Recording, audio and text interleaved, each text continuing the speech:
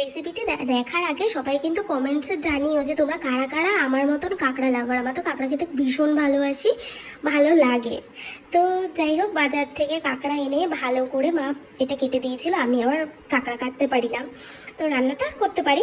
তো যাই হোক, এখানে আমি সব কিছু দিয়েছি, মানে যেমন আদা বাটা, রসুন বাটা, টমেটো টমেটো কুচি, পেঁয়াজ কুচি, হলুদ আর সামান্য লঙ্কার গুঁড়ো, তো আর নুন আর তেল দিয়েছিলাম সামান্য।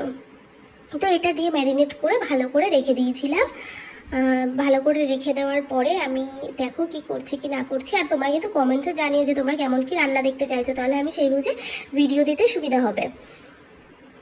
তো তারপর আমি এটাকে ম্যারিনেট করে রেখেছিলাম, যেহেতু লঙ্কার গুঁড়ো ছিল বলে আমি আর হাত দিইনি, হাত দিয়ে মাখালে বেশি ভালো হতো। আর তোমরা যদি চাও এটা হাঁডিতে করতে পারো, হাঁডিতে করলে কিন্তু ভীষণ ভালো হয়। আমি হাতের কাছে কোনো হাঁডি টান্ডি পাইনি বলে এটা কড়াইতেই করে নিয়েছিলাম। তো এই হাঁডির মধ্যে তোমরা এটা পুরো এরকমভাবে দিয়েই তোমরা অল্প আছে এটা রান্না করতে পারো, ভীষণ টেস্টি হবে।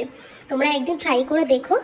তো আমি এরকমভাবে একটা কড়াইয়ের মধ্যে কাঁকড়াগুলো দিয়ে দিয়েছিলাম, কোনো তেল দিইনি, যেহেতু এটার মধ্যে তেল দেওয়া ছিল তাই জন্য আর কোনো তেল দিইনি।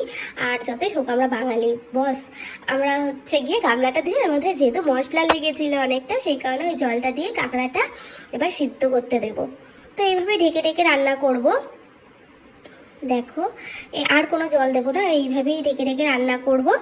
তারপর তোমাদের সাথে দেখা হচ্ছে ঢাকনা খোলার পর যে কেমন হলো ব্যাপারটা।